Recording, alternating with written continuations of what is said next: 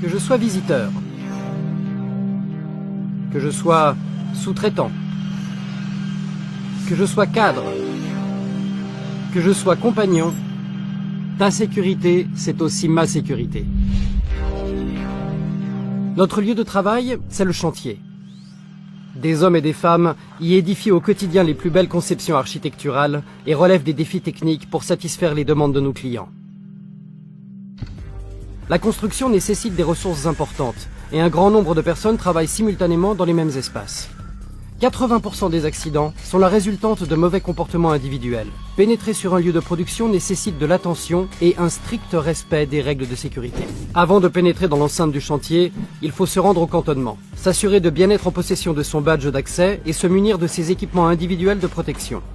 Chaussures de sécurité, gilets fluorescents, casque, lunettes, bouchons auditifs et gants.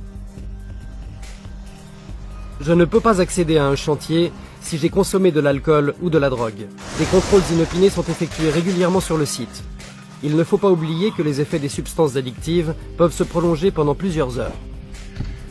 Je dois mémoriser 3 informations importantes qui s'avéreraient vitales si un problème survenait. Le numéro d'urgence, qui est le 144, l'adresse du chantier, pour pouvoir être localisé par les secours, et le lieu de rassemblement au cas où l'alerte serait donnée. Ces infos sont visibles sur les panneaux d'affichage. Les dangers peuvent venir de toutes parts.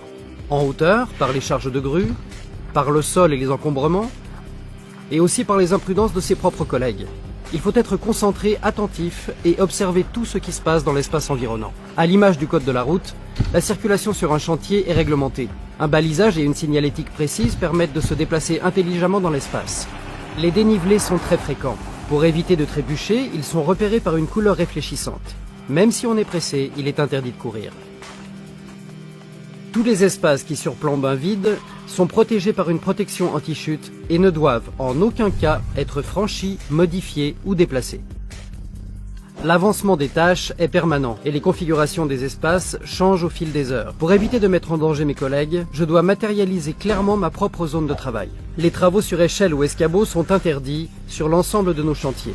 Seuls les matériels avec garde-corps intégrés et stabilisateurs sont autorisés sur le site. Pour tous les travaux à la nacelle, je dois mettre un harnais qui sera assuré par une longe accrochée à des éléments identifiés et homologués. Une grande partie de la matière utilisée sur une construction circule au-dessus de nos têtes. Aucun corps humain ne saurait résister à la chute d'une charge. Il est important de ne pas rester immobilisé sous les charges en hauteur. Des permis, des instructions et des autorisations de conduire sont obligatoires pour les engins de chantier. Pelle, grue, nacelle, électricité,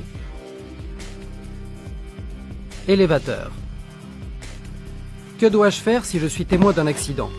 Je dois rester calme et agir sans précipitation. Porter secours, baliser la zone pour ne pas produire de nouveaux accidents et contacter les secours et les secouristes le plus proche sur le chantier. En rangeant son poste de travail tout au long de la journée et en évacuant les déchets, on évite les embûches et on dégage de la visibilité pour mieux appréhender les risques. Pour respecter l'environnement, un dispositif de tri sélectif est mis en place sur le site et permet d'évacuer les déchets par catégorie, tout comme les eaux usées qui sont traitées dans des bacs de décantation. Nos corps sont constamment sollicités tout au long de la journée. Prenons-en soin en pratiquant les bons gestes. Veillons à ne pas nous surestimer. Faisons-nous aider par un collègue et utilisons les bons outils de manutention. L'échauffement collectif avant la prise de poste matinale permet de se préparer et d'éviter les contractures et les déchirures musculaires. Si je n'ai pas compris, si je n'ai pas le matériel prévu, si je ne suis pas en capacité de faire le travail demandé, si j'ai un doute, pour moi et ma famille, je dois dire stop. J'exerce mon droit d'alerte et mon droit de retrait. La sécurité, c'est ma responsabilité. Je suis co-responsable de la sécurité des autres. Ce n'est qu'en respectant toutes les règles que nous pouvons atteindre l'objectif zéro accident. Ta sécurité, c'est aussi ma sécurité.